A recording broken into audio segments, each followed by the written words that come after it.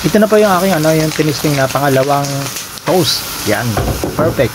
Okay na. Ito na po yung aking omelette sardinas with banana and tomato. Kaya antabayan na po yung susunod.